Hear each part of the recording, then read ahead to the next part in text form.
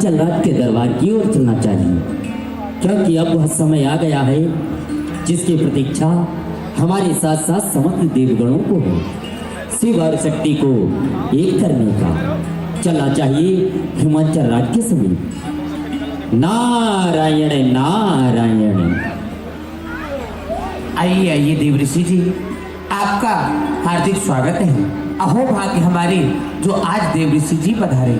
आइए आप हमारे सिंहासन पर बैठ करके इसे पवित्र करिए। क्यों नहीं राजन, अवश्य। हे ऋषराज, आप देख रहे हैं ये हमारी पुत्री है। आप उचित समय पर हमारे राज्य में आए हैं, क्यों ना आप इसकी हस्तरेखा एवं मस्तक रेखा देख करके बताइए कि इसे किस योग वर मिलेगा। अवश्य राजन, क्यों नहीं। कल्याण हो तुम्हारा देवी, यशस्वी भव। आइए हमारे समीप आइए।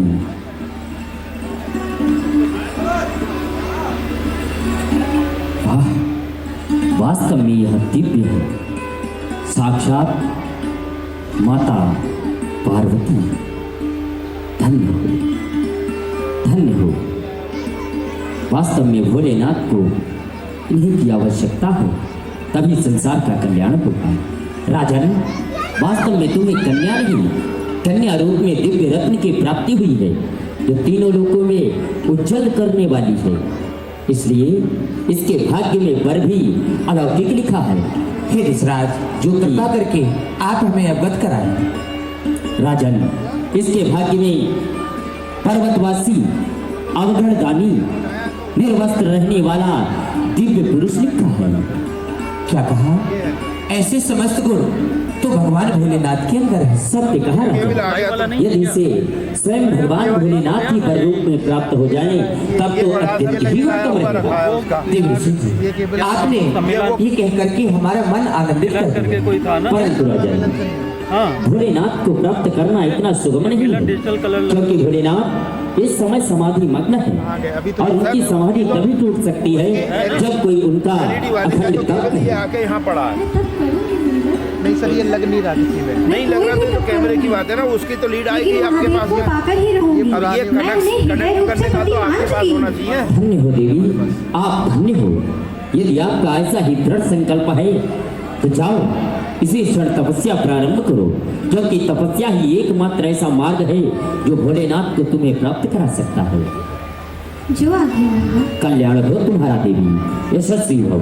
राजन, अब मैं चल रहा हूँ। क्यों नहीं? राजकुमारी, यदि आप तपस्या के लिए जा रही हैं तो मैं भी आपके साथ चलूंगी।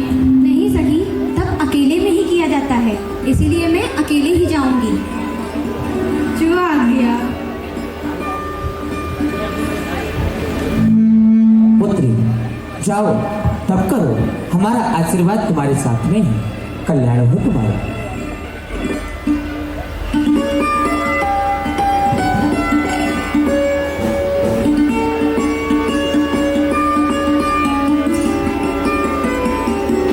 नारायण नारायण। देवी ने तप करना आरंभ कर दिया है। क्या ना इस क्षण मुझे चलकर भगवान भोलेनाथ को भी समझाना चाहिए, उनसे अनुनय विनय करनी चाहिए कि वह देवी का तप पूर्ण कराएं। नारायण नारायण। प्रणाम भोलेनाथ, प्रसन्न रहे। प्रभु नारद, क्या बात है, गहरे विचार लेकर आए हो। आज कुछ चिंताजनक भी लगते हो प्रभु, हर्षोल्लास से परिपूर्ण हो। क्या बात है प्रभु? आप तो रोम रोम में रमण करने वाले हैं, त्रिभुवन के स्वामी हैं, आपसे भला क्या छिपा। परंतु प्रभु, आप तो जानते ही हैं कि इस समय महाराज हिमाचल की पुत्री पार्वती कठोर तप कर रही हैं, और वह भी आपको पाने की इच्छा से। नारद, तुम तो जानते हो कि धरती लोक पर हमारे असंख्य भक्त हैं और हमारे वरदान के लिए समस्त भक्तगण तप आराधना किया करते हैं, परंतु जब उनकी तपस्या की अवधि पूर्ण होती है तभी उनकी तपस्या का फल उन्हें प्राप्त होता है। इस समय तो हिमालय पुत्री पार्वती के लिए आए हो। हाँ प्रभु, क्योंकि इस समय पार्वती हमारी तपस्या कर रही है। हम देख रहे हैं वर्षों बीत गए, पार्वती तपस्या में लीन है, परंतु जब तक उनकी अखंड तपस्या पूर्ण नहीं होती तब तक फल कैसे मिल सकता है प्रभु। फिर वरदान देने से प्रथम ये भी देखा जाता है कि तपस्या करने वाले के हृदय में भाव कौन सा है। प्रभु आप सर्वज्ञ हैं, सर्वव्यापी हैं और तपस्या सफल करने का उत्तरदायित्व भी आप पर ही है। अब आप ही कोई लीला कीजिए और देवी की तप की जांच कीजिए। अवश्य नारद, इस पर विचार हम अवश्य करेंगे। तुम जाओ, हम विचार करेंगे। प्रणाम प्रभु। प्रसन्न रहो। वाह, इस समय समस्त देवतागण देवी पार्वती के तपस्या से प्रेरित होकर देव ऋषि नारद को हमारे पास भेजा, क्योंकि हम देवी पार्वती को दर्शन देने को जाएं और उनका मनोरथ सफल करें। परंतु देवी पार्वती वर्षों से आराधना तो कर रही है, इनकी तपस्या किस भाव से है, इनके हृदय में शिव के प्रति प्रेम कितना अगाध है, इसकी भी परख करनी चाहिए। इसलिए हिमालय पुत्री पार्वती को वरदान देने से प्रथम उनका परीक्षण करना आवश्यक है। ठीक है, इस समय हम पार्वती के पास चलते हैं।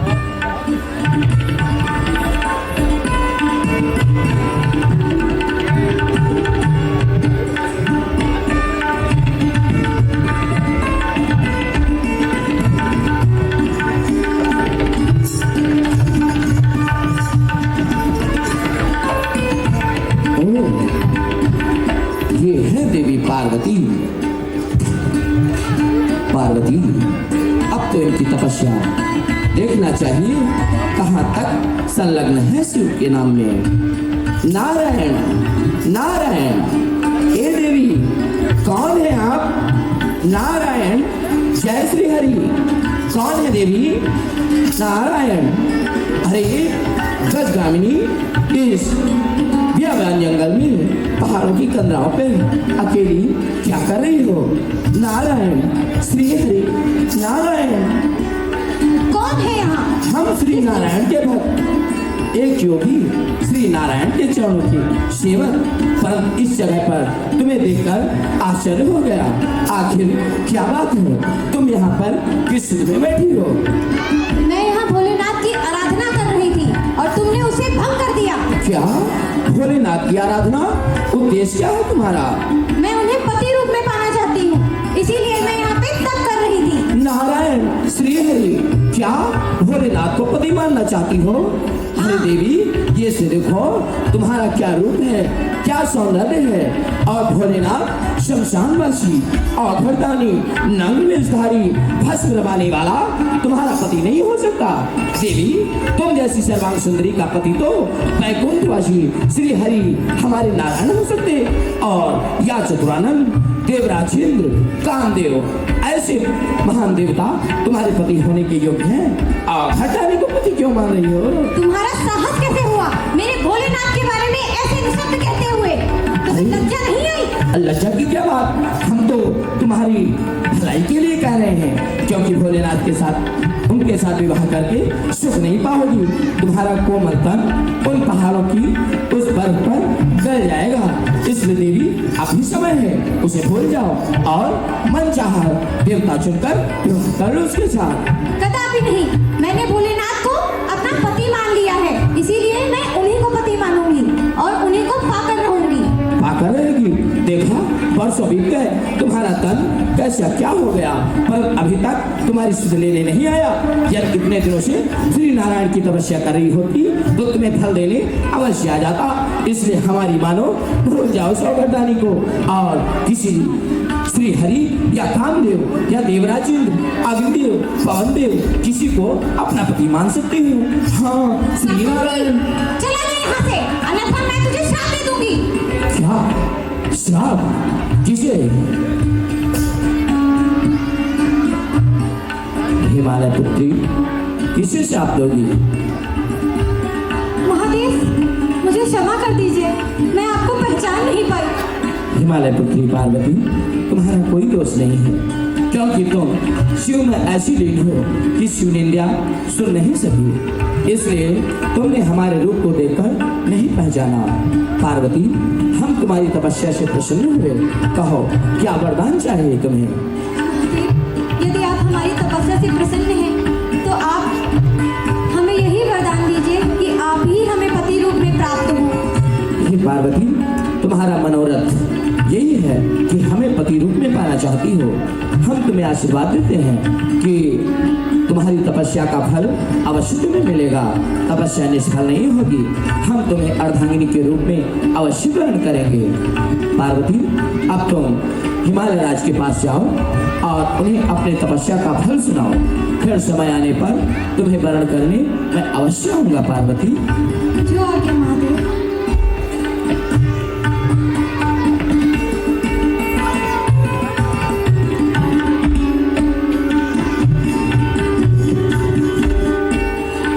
नारायण नारायण। प्रणाम ऋषिवर। कल्याण हो तुम्हारा राजन। इतना समय हो गया परंतु अब तक तप करने के उपरांत देवी पार्वती वापस नहीं आई। भोलेनाथ ने तो अब तक उनकी विनय अवश्य ही स्वीकार कर ली होगी, क्योंकि जो उनका संकल्प था वह दृढ़ था और भोलेनाथ अपने भक्तों पर अत्यंत ही शीघ्र दया करते हैं। वाह, वो देखो देवी पार्वती आ रही है। प्रणाम पिताश्री। कल्याण हो। प्रणाम मुनिवर। बड़ी ही आनंदित दिखाई दे रही हो पुत्री। पिताश्री, महादेव ने मुझे स्वीकार कर लिया। क्या कहा? तुम्हें भगवान भोलेनाथ ने स्वीकार कर लिया? बड़ी ही उत्तम बात है। वाह, तो भाग्य ही देव हो गए। वाह देवी वाह। वास्तव में आज तुम्हारे तप के द्वारा सिर्फ तुम्हारा ही कल्याण नहीं हुआ, बल्कि समस्त संसार का उद्धार हुआ है। राजन, अब तुम अपने यहाँ विवाह की तैयारियां करो। मैं इसी क्षण भगवान भोलेनाथ के समीप जाता हूँ और उनसे बारात लाने के लिए अनुनय विनय करता हूँ। क्यों नहीं रसराज, आप तैयारियां आरंभ कीजिए। जैसी आपके आज्ञा। नारायण नारायण। वाह, आज कितना मंगल अवसर आया है, जो स्वयं त्रिभुवन के स्वामी भगवान भोलेनाथ के विवाह में सम्मिलित होने का नारद को सौभाग्य प्राप्त होगा। जिस क्षण से शिव और शक्ति विलग हुए हैं, तब से अब तक मैं समस्त देवगणों के साथ उन दोनों के एक होने की प्रतीक्षा कर रहा हूँ। न जाने कब वह अवसर आए जो पुनः शिव शक्ति एक हो, परंतु आज आ ही गया वह अवसर। नारद, प्रणाम भोलेनाथ। प्रसन्न हो? बड़े प्रसन्न लग रहे हो। प्रभु, प्रसन्नता का विषय ही है, क्योंकि इस समय आप देवी की परीक्षा तो ले आए। अब आप ही कहिए, परीक्षा में उत्तीर्ण हुई? क्यों नहीं, तुम तो इस समय हिमालय राज के पास ही आ रहे हो। तुम्हें तो प्रथम ये भी ज्ञात है कि देवी पार्वती का तप पूर्ण हुआ और हमने उन्हें वचन भी दिया है कि हम उनका पाणी ग्रहण स्वीकार करने अवश्य हिमालय राज के। जय हो प्रभु, आपकी जय हो। इसलिए हिमालय राज के यहाँ बारात की तैयारी आरंभ की जाए। हम पार्वती का पाणी ग्रहण करने अवश्य जाएंगे। प्रभु, समस्त देवगणों को हमारे विवाह की अत्यंत उत्सुकता थी, इसलिए समस्त देवगण, समस्त धरती के नर नारी, हर योनि के प्राणी हमारी बारात में सभी आमंत्रित हैं। सर्वप्रथम इस सृष्टि के सृजनकर्ता ब्रह्मदेव और पालन करता श्री हरि को यहीं पर बुलाना होगा। अवश्य प्रभु। श्री नारायण, इस समय आप कैलाश पर उपस्थित हो। हे श्री नारायण, इस समय आप कैलाश पर उपस्थित हो। राम भोलेनाथ। प्रणाम श्री हरि। हे नारायण, वर्षों से जिसकी प्रतीक्षा थी, आप उत्सुक थे कब और शिव और शक्ति एक साथ मिले, तो वो समय आ गया है। हमने इसीलिए आपको इस समय यहाँ पर बुलाया है। ब्रह्मदेव कैलाश पर उपस्थित हैं। ब्रह्मदेव कैलाश पर उपस्थित हो। प्रणाम भोलेनाथ। प्रणाम ब्रह्मदेव। ये भोलेनाथ, इस समय हमें किस लिए आमंत्रित किया है? हे ब्रह्मदेव, आप सबको अत्यंत उत्सुकता थी वो दिन कब आएगा जब शिव और शक्ति मिलेंगे। आज हमने हिमालय पुत्री पार्वती को ये वचन दिया है कि हम उनका पाणी ग्रहण स्वीकार करने हिमालय राज के घर पधारेंगे, इसलिए तुम सब हमारी बारात में चलोगे। अवश्य भोलेनाथ। नंदीगण। मैं बहुत ही प्रसन्न हुआ। नंदीगण। भोलेनाथ। नारद। प्रभु, तुम्हें समस्त क्षेत्र देखने हैं कि जितने भी प्राणी, हर प्राणी की योनि हर योनि के प्राणी हमारे बारात में सादर आमंत्रित हैं। क्यों नहीं प्रभु, अवश्य। आज त्रिभुवन के स्वामी का विवाह है, तो सृष्टि का प्रत्येक प्राणी इस बारात के लिए उत्साहित भी होगा और मंगलाचार्य भी करेगा। अवश्य आगे नारायण बारात प्रस्थान करेगी हिमालय राज के यहाँ। अवश्य प्रभु। क्यों नहीं भोलेनाथ, भोलेनाथ आज हमारे अहोभाग्य हैं जो आज मैं आपके साथ में आपकी बारात में चल रहा हूँ। जो भी आपके साथ में बारातीगण चल रहे हैं उनके भी आज अहोभाग्य हैं जो कि आज इस समय आपके साथ में आपकी बारात में चल रहे हैं। ठीक है श्री नारायण, चलिए चलिए भोलेनाथ। भोले भंडारी कर नंदी सवारी पार्वती से प्यार जाने। भोले भंडारी कर नंदी सवारी पार्वती से प्यार जाने। देखो सफेद नीला गले सजे मुंडमाला, देखो हर संसार बसाने, अपना संसार बसाने। भोले भंडारी कर नंदी सवारी पार्वती से प्यार जाने।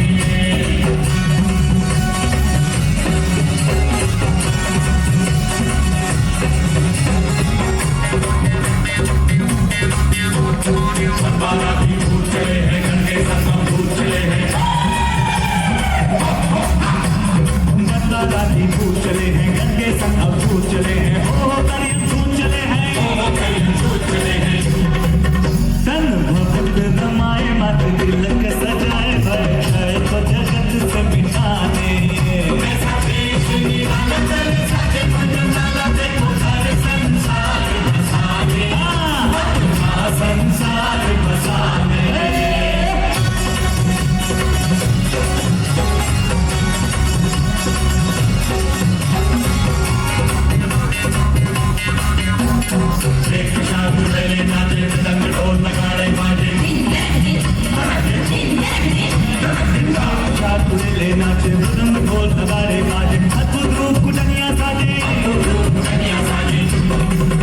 अनहोनी विपदाएं आज खुशियां मनाए, कैसा खेल रचा विधनाने। कैसा देश निराला चले सचे मंडला, देखो हर संसार बसाने, अपना संसार बसाने।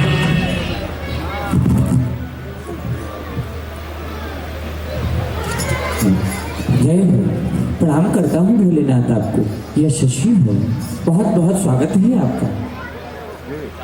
तदेव प्रणाम। देव ऋषि जी, आपने जैसा कि हमें अवगत कराया था विवाह की समस्त तैयारियां हमारे यहाँ हो चुकी हैं, क्यों ना आप विवाह की प्रक्रिया को आरंभ करें। अहो भाग्य हमारे जो आज इतने वर्षों के बाद भगवान भोलेनाथ के दर्शन हुए और अत्यंत ही हृदय से मैं प्रसन्न हूँ कि भोलेनाथ आज हमारी पुत्री के लिए वर स्वरूप में हमारे राज्य में पधारे हैं। मैं तो आज धन्य धन्य ही हो गया भोलेनाथ, धन्य हो गया। हिमालय राज, हम तुम्हारी पुत्री की तपस्या से प्रसन्न होकर जो वरदान दिया, समस्त देवगणों के मनोभाव को जानकर जो हमने पार्वती को वरदान दिया और उसे पूर्ण करने हेतु हम तुम्हारे द्वार पर पधार चुके हैं। जय हो, मैं धन्य हो गया प्रभु, धन्य हो गया। महाराज, अब विलंब का समय नहीं है, क्योंकि बारात आपके द्वार पर आ चुकी है। इसलिए आप अपनी राजकुमारी को आज्ञा दें कि अपने हाथों में वरमाला लेकर आगे बढ़े और भोलेनाथ को वरमाला पहनाएं। क्यों नहीं है देव ऋषि जी।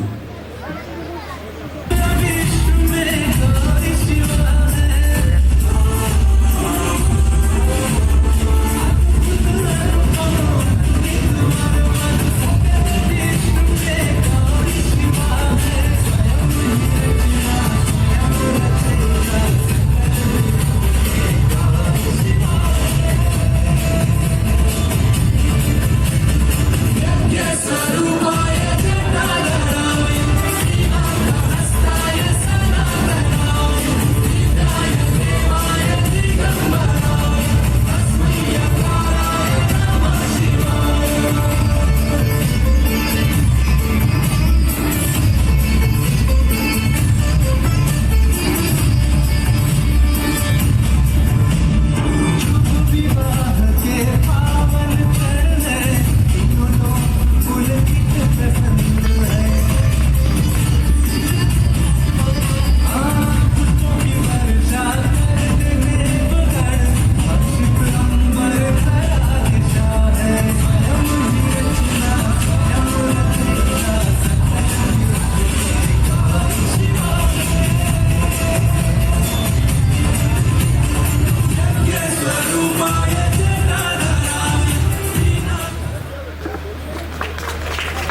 शिव शक्ति की जय हो। भगवान भोलेनाथ की जय हो। भगवान भोलेनाथ की जय हो। माता पार्वती की जय हो। हर हर महादेव। जय हो। हे प्रभु, आज आपने देवी पार्वती का पारिग्रहण स्वीकार कर हम सब पे बहुत ही बड़ी कृपा की है। आज कितने वर्षों के पश्चात शिव और शक्ति दोनों एक हो गए। मैं आपको कोटि कोटि प्रणाम करता हूँ। भोलेनाथ, आज आपका विवाह संपन्न हुआ। आज आपको आपके विवाह की हार्दिक बधाई हो। राजन, अब महाराज इस समय पार्वती और भोलेनाथ के विवाह के लिए भामर का प्रबंध किया जाए। क्यों नहीं, आज्ञा का पालन हो।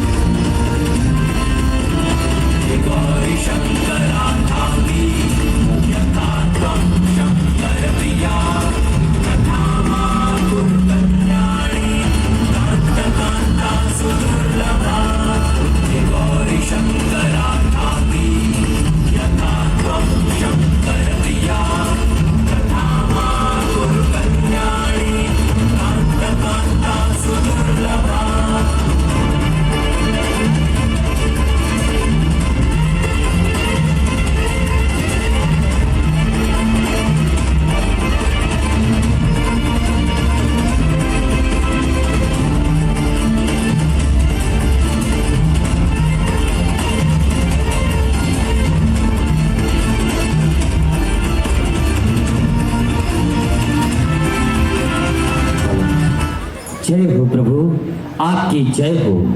आज महाराज हिमालय के भी भाग्य उदय हो गए।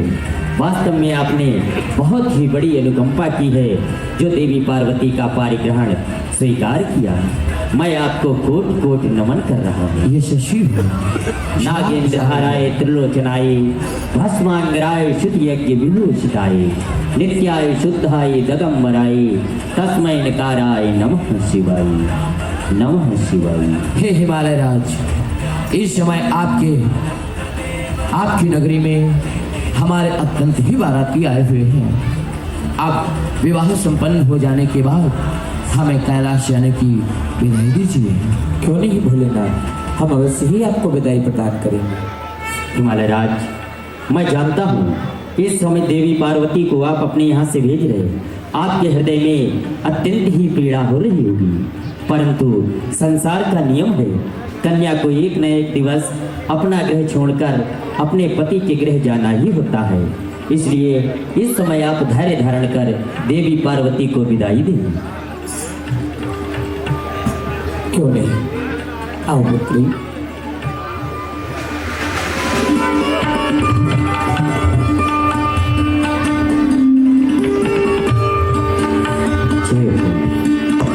बोलो भगवान भोलेनाथ की, भगवान भोलेनाथ की, बोलो शिव शक्ति की, शिव शक्ति की।